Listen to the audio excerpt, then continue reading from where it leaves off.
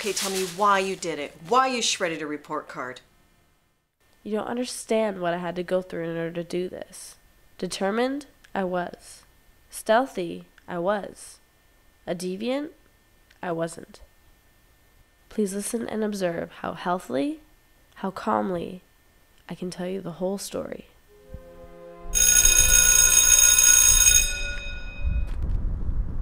I received the report card today.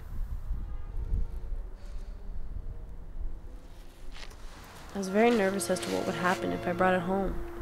You and Dad expected very high grades of me, and I failed my English course. How could I have failed a course that focused on a language I was fluent in? Of course, the embarrassment would cause me years of humiliation, so I decided to get rid of the report card until I was able to fix it. Why not throw it away? I was much too clever for an obvious task like that. Thus, my mind wandered into more creative endeavors. I first stopped when I saw the public pool. I thought, why not drown it? It'd be easy, and it would take 2 seconds. I then tossed the plan aside when I realized that paper could not drown and would not do anything to help my situation whatsoever. I then had the idea of burying the card in the park at night, far away from home and hidden away from the public. Again, I had to nix the idea on the account that my actions would create a public disturbance, and I didn't want to get my hands too dirty. My ideas always seemed to come to a halt, but then as a car passed me, I got an idea. An idea that can't fail. An idea that was so cunning, no one else would have thought of it. Shred the paper. I sat in my bed when I got home, drawing up plans for my greatest scheme. I was belligerent, but I knew what I was doing. After 2 minutes of planning, the plan had finally come to fruition. This would be my most clever deed ever performed, and no one would be the wiser.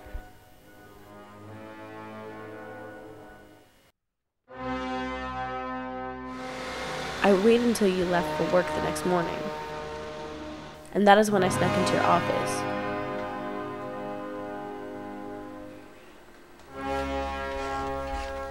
I walked in and sat in your big red chair. Next, I took out my bag and made it ready. Now, the big finale. I positioned exactly 90 degrees to the shredder, and I fed that envelope in. Yes! Oh, how glorious it was watching my troubles go away. I then took apart the machine and cleaned up the remains and put them in a bag. It was time to dispose of it. I went downstairs to my room. I shoved that bag under the carpet. With that, my deed was done. My problem was resolved.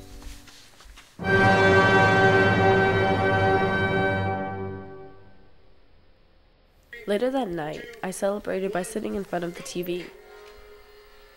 It was a nice, relaxing session until there was a phone call. Hey. It was you who had gotten a call from the school that a report card was sent out. Standard procedure. I expected this, so I lied to you and said that it was held back because of guidance office screw-up. So you wrote it off as truth and hung up the phone. Nothing could stop me. Everything was too perfectly planned.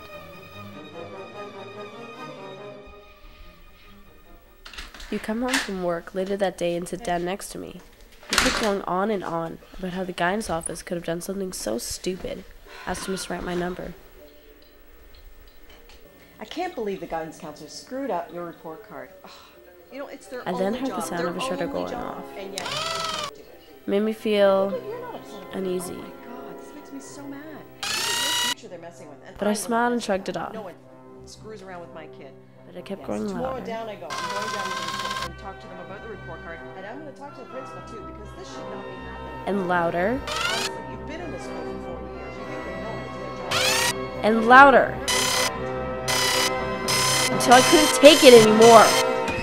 Mother, I admit the deed. Look under my carpet. It's the remains of my report card. That's horrible. You think that's bad? You should see what I did to my history test.